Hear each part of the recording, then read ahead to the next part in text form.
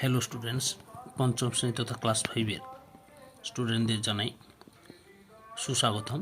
আমি তোমাদের জন্য এই ভিডিওতে ফার্স্ট সামেটিভ ইভ্যালুয়েশন 2024 তথা ফার্স্ট ইউনিট টেস্ট 2024-এর জন্য ক্লাস 5-এর আমাদের পরিবেশ থেকে এক সেট প্রশ্নপত্রের উত্তর সহ আলোচনা করছি।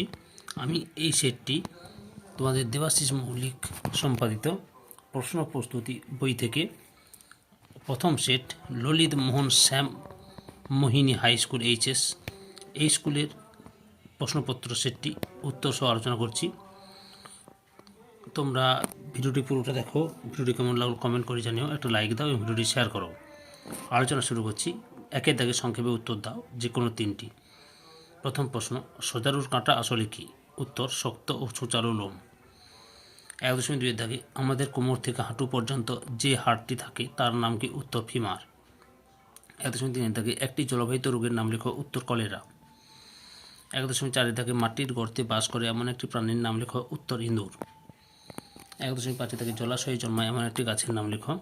উত্তর, কচুরিপানা। 2 দাগে সঠিক উত্তরটি বেছে নিয়ে লেখো তিনটি, যে কোনো তিনটি। প্রথম প্রশ্ন, সারিবদ্ধভাবে চলাফেরা করে মাছি, পিঁপড়ে, কাক, কুকুর। সঠিক উত্তরটি হল অপশন ক্ষয়, পিঁপড়ে।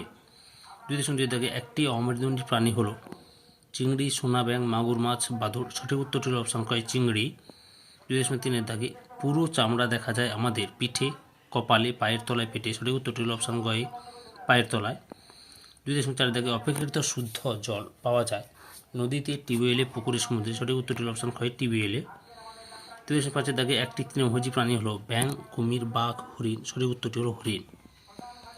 এরপরে যে কোনো দুটি প্রশ্নের উত্তর দাও। 3.1 দাগে আমাদের দেহে হৃৎপিণ্ড কোথায় থাকে? উত্তর, বুকের বাম পাশে। এর কাজ কি? হৃৎপিণ্ডের কাজ হলো সারা শরীরে রক্ত ছড়িয়ে দেওয়া। 3.2 দাগে চা গাছ কেমন পরিবেশে জন্মায়? ঢালু ভূমিযুক্ত পাহাড়ি অঞ্চলে চা গাছ জন্মায়। আমাদের রাজ্যে কোথায় চায়ের চাষ বেশি হয়? আমাদের রাজ্যে দার্জিলিং জেলায় চায়ের চাষ বেশি হয়। 3.3 দাগে একটি গৃহপালিত প্রাণীর নাম লেখা। উত্তর, একটি গৃহপালিত প্রাণীর নাম হলো গরু। একে কেন পালন করা হয়? উত্তর, গরু থেকে আমরা দুধ, মাংস ইত্যাদি পাই বলে গরুকে আমরা পালন করি।